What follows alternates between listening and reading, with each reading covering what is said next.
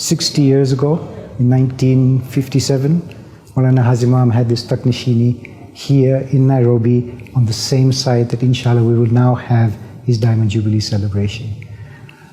It's a truly historic occasion. It's an opportunity for the Murids to connect with their Imam. It's an opportunity for many young Murids to experience a Jubilee, a very historic Jubilee of our Imam, and for the seniors of our Jamaat who have seen the history of this Imam evolve to participate in this wonderful occasion. The Diamond Jubilee is an occasion where the Jamaats thought they would bring and give much happiness to the Imam. But the Imam, in his benevolence and his grace, has actually given the Jamaats around the world 1,000 times more happiness. So it's a very unique occasion, and we reach out to the Jamaats of our jurisdiction to take this opportunity, the experience of a Jubilee, to come together in unity and brotherhood, and inshallah have a wonderful experience here in Nairobi. And we'll have the Jamaats here from Nakuru, Eldoret, Kisii, Bungoma, Kitale. We have Jamaats from Mombasa. We have Jamaats coming in from Kisumu. In addition to that, we will also have Jamaats coming from Rwanda, from Burundi, South Africa, Namibia. And the special invitation has also been granted to the Jamaats of the Democratic Republic of Congo and the Republic of Malagasy. So that's, I think, more than 7 countries and a number of cities that will come together here in Nairobi to celebrate this special occasion of Hazar Imam's Diamond Jubilee. And we welcome all of them. We're one Jamaat, and we hope that everybody will come together in brotherhood and in unity to celebrate this occasion and make it a very, very happy and exceptional experience for everybody. Karibu Kenya, we are so eagerly waiting not only to receive our Jamaati members and our brothers and sisters who will be joining us, and that we jointly welcome our Hazar Imam for this amazing Darbar. We've been waiting for such a long time to just get that message that Hazar Imam is coming, and to welcome all our jurisdiction Jamaats to celebrate with us. Our volunteers, our Jamaat, our Mukhi Kamaria Sahibs, Mukhani Kamaria Imams are absolutely on top form and waiting. The experience we want to create for the Jamaat is that of comfort and engagement, and also making sure that we look into their safety. But I think more than anything is to celebrate together. Safe travels, come quickly, let's welcome our Imam. Let's welcome him together in unity, in harmony. This is an amazing and momentous day.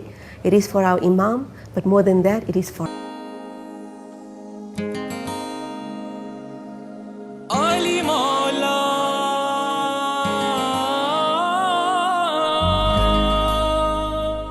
Ali Mawla, Ali Mawla.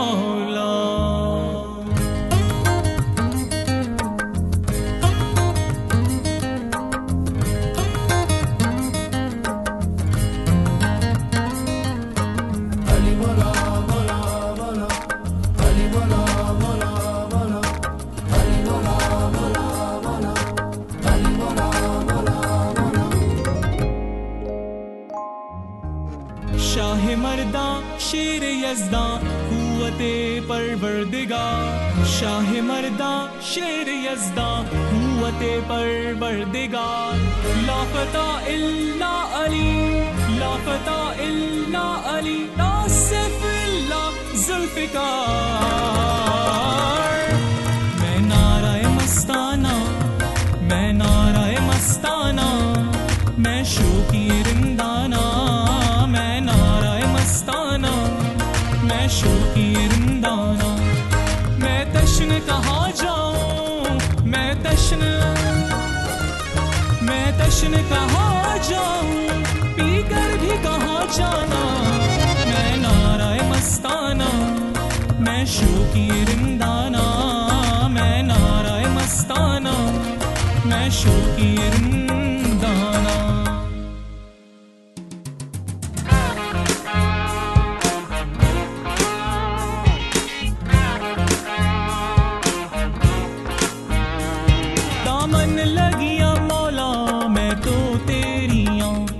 मस्तो मस्त कलंदर मैं तो तेरियां दामन लगियां मौला मैं तो तेरियां मस्तो मस्त कलंदर मैं तो तेरियां सुन ले मेरा सवाल जी से वाणीला अब तो जीना मुहाल जी से वाणीला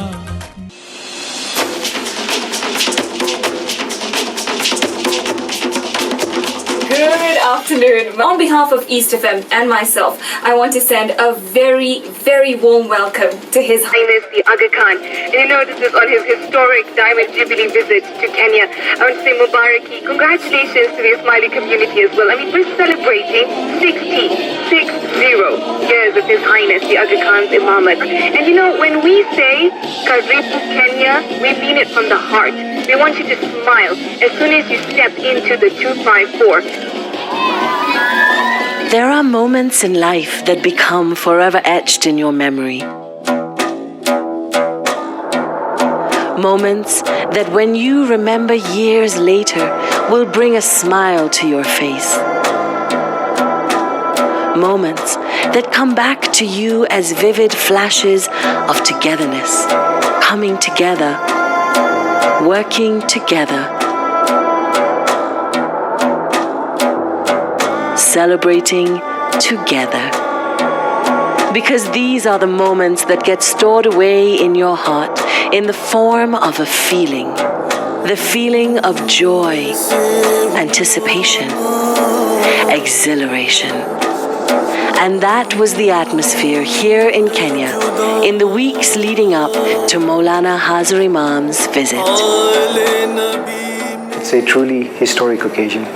It's an opportunity for the Murids to connect with their Imam.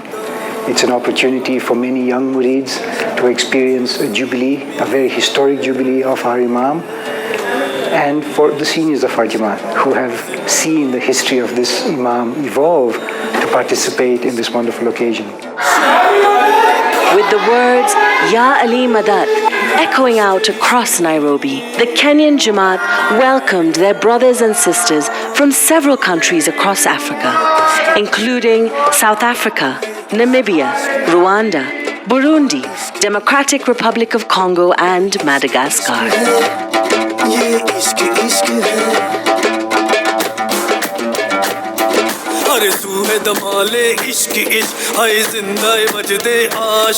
Il y a environ 15% qui n'ont jamais quitté Madagascar et qui fait que c'était un excitement pour eux parce que c'est la première fois qu'ils quittaient Madagascar et c'est certainement la première fois qu'ils prenaient l'avion. The Diamond Jubilee village was electric with energy, the fragrance of masala chai mingling in the air with the sounds of accents from so many parts of Africa. A 24-hour hotline catering to a variety of languages was set up to make everybody feel at home, no matter where they came from. Yali Madad, bienvenue dans la hotline du Diamond Jubilee Darbar Kenya. Comment puis-je vous assister, s'il vous plaît? This was absolutely amazing. We were really welcomed by the by the Kenya Jamaat. And although there were about 8 countries who were in the Darbar, we just felt like one Jamaat. We had the opportunity in partaking in all the functions that there were. And our volunteers really got involved. And I think they've had a truly memorable Darbar. As the preparation intensified, soon it was time to take care of the final details.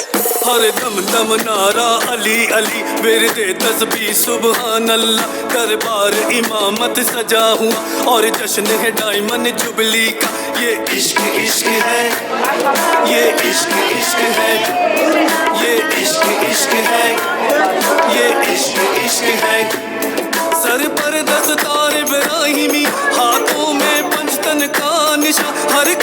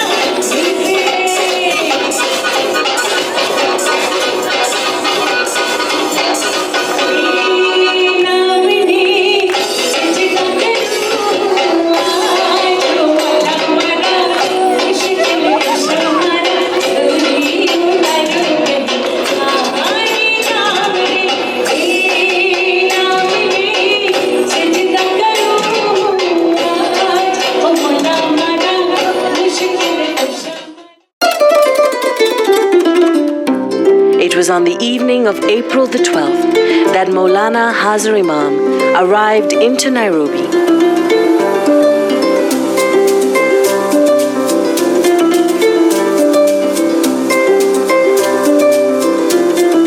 And was received by Monica Juma, Cabinet Secretary for the Kenyan Ministry of Foreign Affairs and International Trade.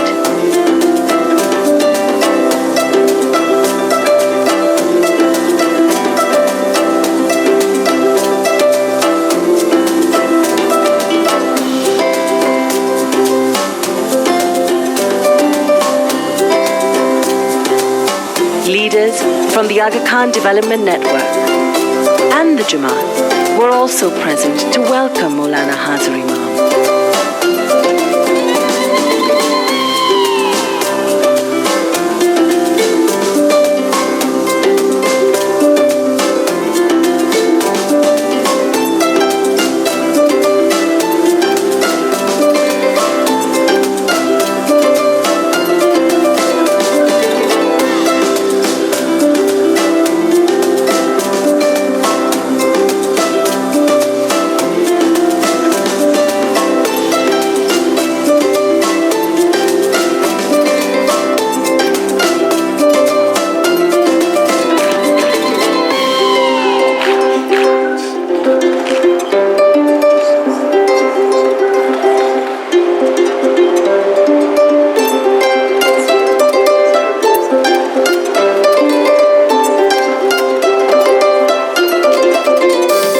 Excited Murids and their fellow Kenyan brothers and sisters lined the streets of Nairobi to say Karibu to Hazar Imam as he made his way through the green city in the sun.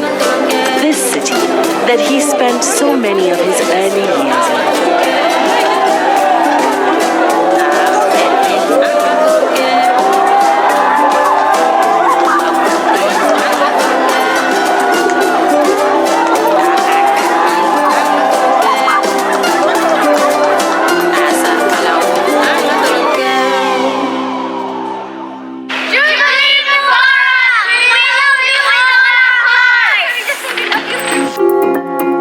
As young boys, Mawlana Hazar Imam and Prince Amin spent several years in Nairobi during the Second World War. Years that are filled with nostalgia. When I speak of places that have played a major role in my life, no place comes to mind more quickly than Kenya. My ties here go back to my Toto days. How can I ever forget our childhood house on Caledonian Road, now named the Dan Sprint Road, and the mega rhubarb that I grew up the rainwater drain, or driving down the garden steps in the late Sir Ibu's car. And how can I forget my brother's despair when his pet bantam chickens were eaten one night by a visiting leopard? Little did I suspect that the next night my rabbits would suffer the same fate. Indeed, as a young boy, Mawlana Hazar Imam recited namaz for the first time in the now iconic Town Jamaat Khana in Nairobi. This majestic Jamaat Khana, which illuminates the skyline, was the tallest building in Nairobi when it opened its doors in 1922. Prominently located in the center of the city, it was a resplendent symbol of the Ismaili community's settlement in then colonial Kenya, and became the focal point of business as a flurry of shops opened up on what would become the city's busiest commercial area at the time, Biashara Street. In recognition of its splendor and significance, the Jamaat Khana has officially been gazetted as a Kenyan historical site and monument, and has become a space where culture and heritage come alive.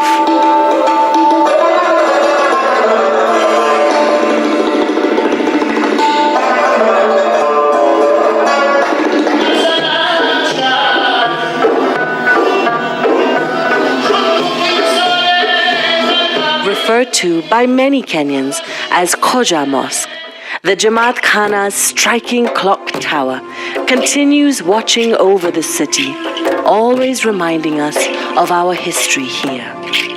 It is a history filled with fond memories. 60 years ago, in 1957, Mawlana Hazar Imam had this taknishini here in Nairobi on the same site that inshallah we will now have his Diamond Jubilee celebration. And those precious moments during Mawlana Hazar Imam's Takht-e-Nashini are still vivid in the minds of those who were fortunate to be there. And the whole arena was just packed with people with this expectation, this palpable.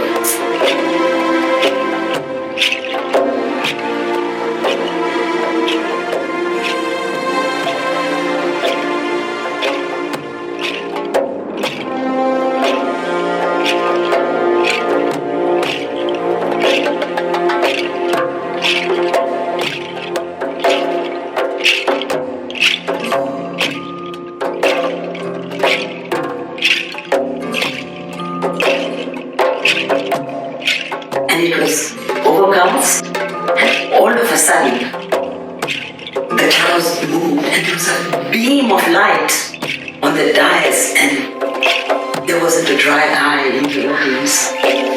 It was just beautiful. The Ginan, the Tilak, the Quran.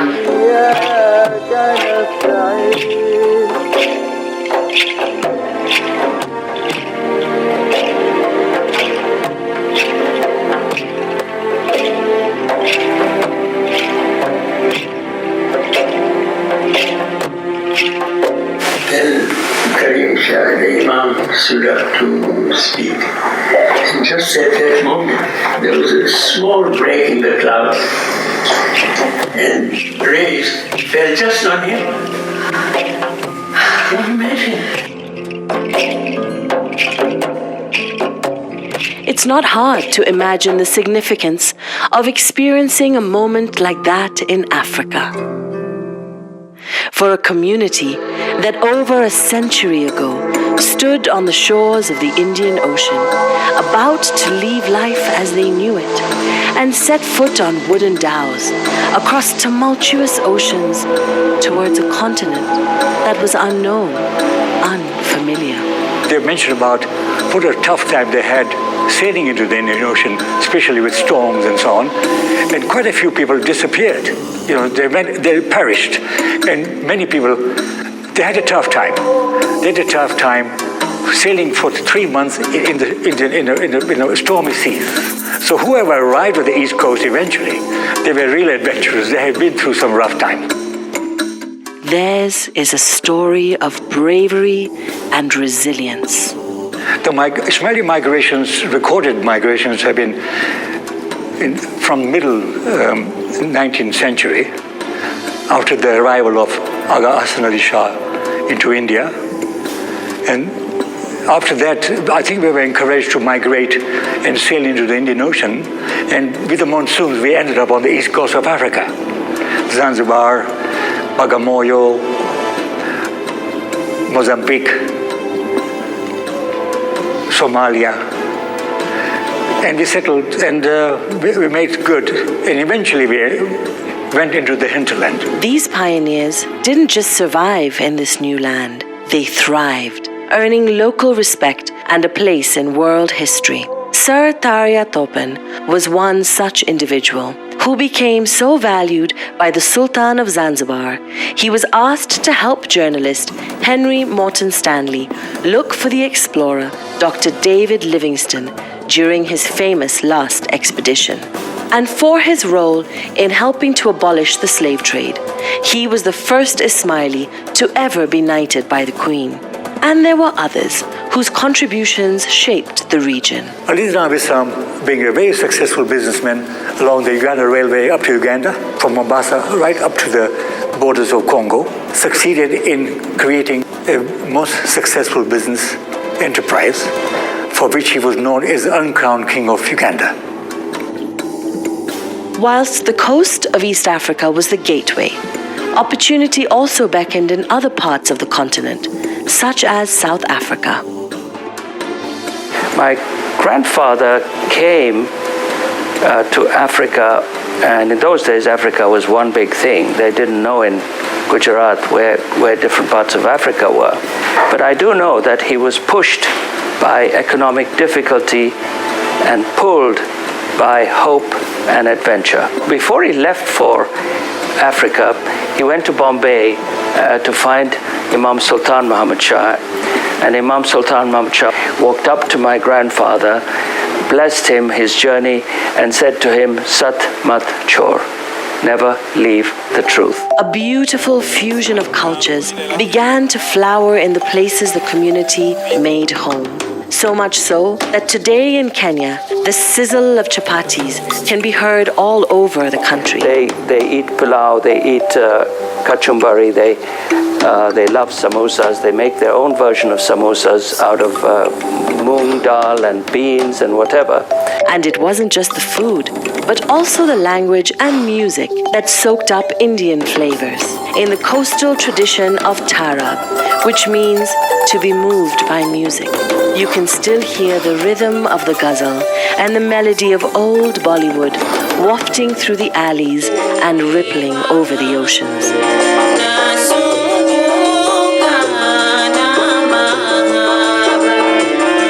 And as this African identity deepened, the community became more involved in shaping the countries they now called home. In Kenya, during the struggle for independence, Mawlana Hazar Imam founded a newspaper for the African population. It became the voice of freedom, the voice of a people, the voice that is today known as the Nation Media Group. Colonial government did not take it kindly, and the newspaper came under tremendous pressure. But this has not been unusual, and I think the nation played a huge role in terms of helping to bring about the independence of the country.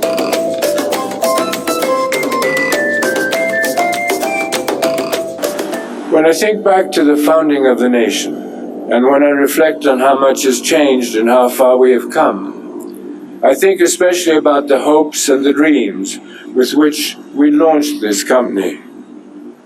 Our goal then was to create a news medium that belonged to the whole of the nation of Kenya. And that, of course, is why we chose our company name. Our additional central goal at the time of our founding was to create a news medium that would be truly independent, a place where the public could find a voice it could trust, an objective and thoughtful voice, a voice that would tell people what the facts are as reliably as possible. The Nation Media Group is now the largest media group in East and Central Africa on multiple platforms, radio, print, TV, and digital. And whilst it keeps pace with this continent on the rise, it remains true to the ethos upon which it was founded. So as we discharge that role, some people inevitably will be unhappy, but we don't worry too much about that because we know it's in the nature of things. But what we try to do is to stick to our editorial creed and policy of being fair, balanced, objective, and independent. It was growing up with the nation in her home that influenced Malika Kazia's choice to study journalism after she received an Aga Khan Education Service undergraduate scholarship and is now a radio presenter and popular media personality. So when you think of Kenyan media and you think of papers or you think of TV, you always have NTV or Daily Nation and all of the publications related to NMG come to mind because they've set such a precedent, right? So it was definitely something that helped me know that the path I'd chosen as well was something that he was involved in, and he has institutions that have the best practice of journalism going on. This commitment that Mawlana Hazar Imam has to the countries in which the community live is reflected in the respect the Imam receives from the leaders across the region.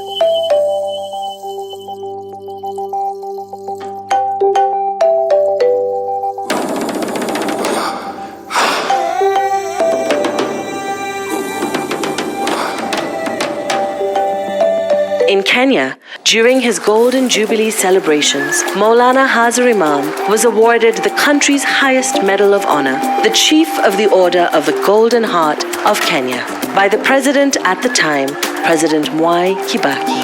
And on this occasion of Mawlana Hazar Imam's Diamond Jubilee, President Uhuru Kenyatta officially welcomed Hazar Imam for a visit to State House on April 13th. And President Kenyatta congratulated him on that Jubilee, wishing him and the Ismailia community the very best wishes. The Ismaili community has and continues to be a part of Kenyan history, with investments and development to Kenya spanning 100 years. Under the leadership of His Highness the Aga Khan, a number of institutions have been established that have made significant contribution to Kenyan development and achievement of the Kenyan dream. In the Ismaili tradition, Jubilees have always provided an opportunity to establish programs and initiatives that make a difference to the communities amongst whom the Jamaat live. In Kenya, the institutions of the Imamate have such a long history that the name Aga Khan has become woven into the fabric of the country.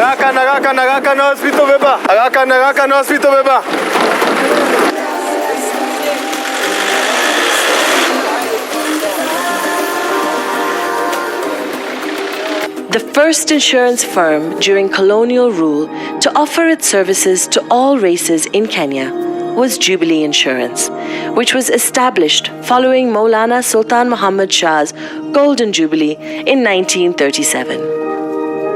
And during his Diamond Jubilee, Mawlana Sultan Muhammad Shah introduced another initiative that would change the lives of the Jamaat in the region.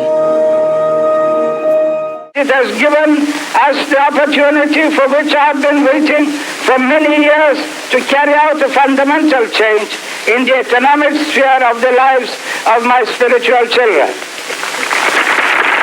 Under such circumstances, the Diamond Jubilee came as a unique opportunity for bringing about some radical changes, not only materially, but of the general outlook amongst my people. As everyone is well aware, the value of these diamonds has been unconditionally presented to me on this occasion. I do not wish to take this amount for myself, but to use it for any object that I think is best for my spiritual children. I've come to the conclusion that the whole of the residue must be given as an absolute gift to the Diamond Jubilee Investment Trust.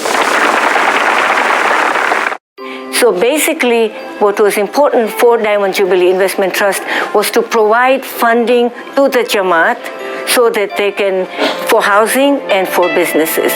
So it was a very important milestone for in transformation of the Jamaat. Naseem Devji's family built their house with a loan from the Diamond Jubilee Investment Trust, which under colonial rule would have been their only source of funding. There is no way my family living in a little village in Kahama could have accessed any funding in the late 40s and early 50s. There was no way.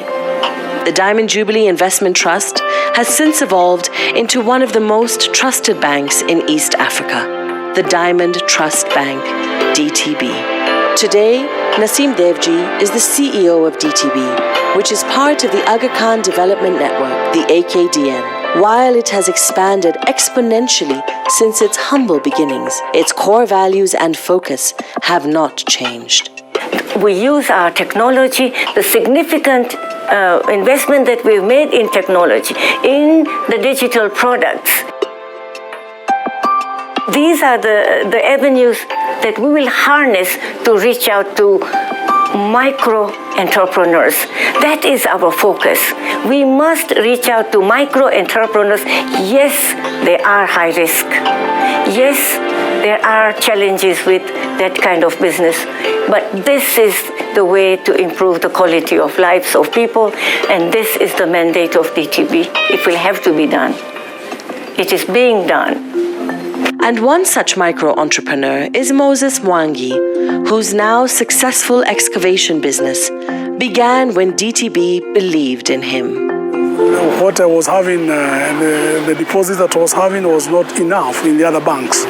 So when they told me that I can just raise what I had, the 20%, it helped so much. But with the other banks, I don't know whether I could be able to buy. Apart from giving the loan, they even advise you on how you're going to do that small business. So with the little advice they give you, you're able to move faster. I could not be here I am today if it wasn't for the DTB. Quality of life of the Jamaat and the communities amongst whom it lives has always been a focus of the Ismaili Imamat. This is reflected in the initiative which was created as a result of Mawlana Sultan Muhammad Shah's Platinum Jubilee, established during the colonial times as the first multiracial hospital, and today known as the Aga Khan University Hospital. The hospital is still setting standards with its Heart and Cancer Center, which was opened in 2011.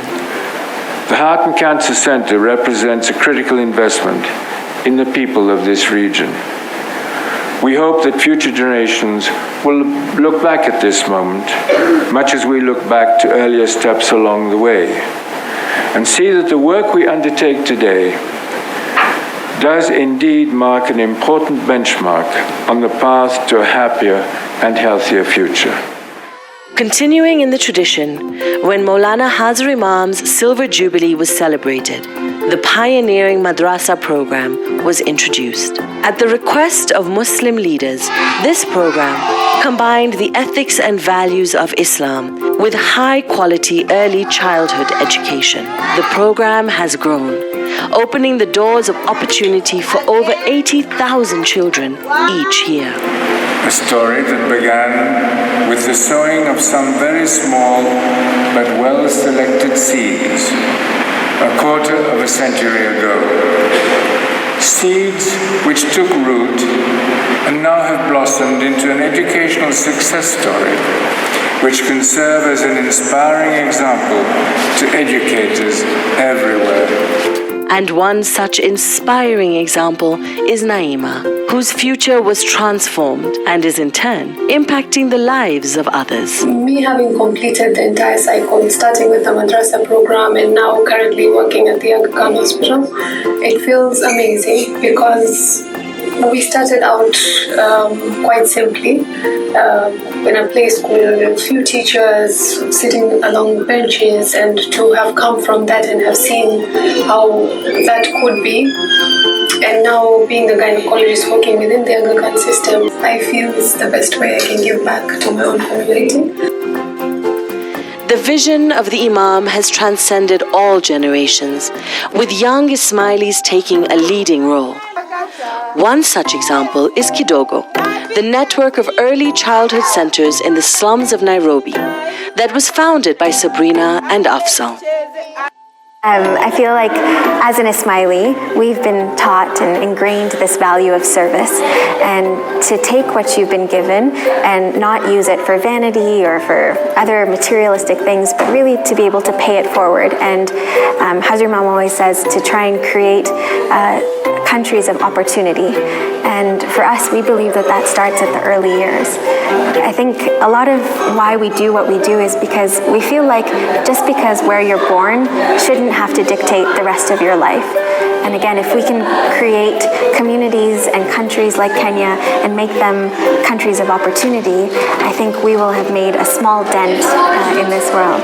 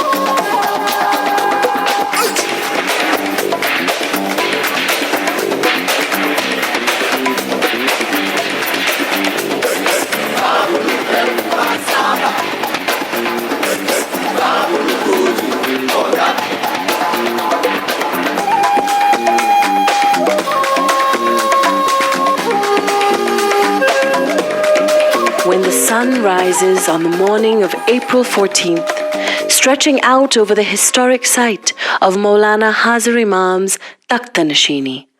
The mood is one of serenity, as the hearts of the Jamaat soar, waiting to be sated by the didar of their beloved Hazar Imam.